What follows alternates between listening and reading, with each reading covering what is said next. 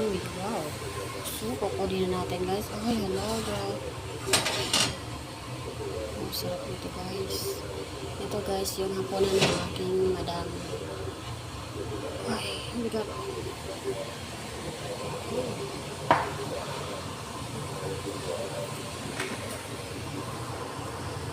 Mashallah.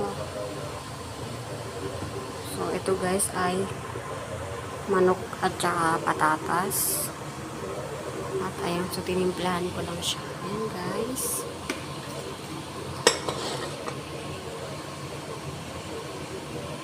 So, ayan guys. So, bago ko iserve sa kanila ay ito yung laging bili ni madam sa akin na dapat kumuha muna ako bago ko sila bigyan ng kanilang pagkain. Ayan guys. So, ganyan po kabait yung aking amo. Sinuwerte lang ako. So, lagyan natin ng patatas.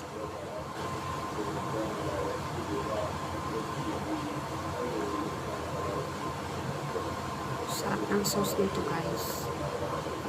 Maanghang.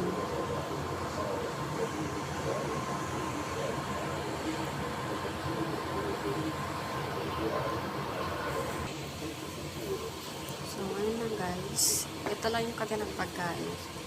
Papartira lang yan nila ng kubos. Or tinapay.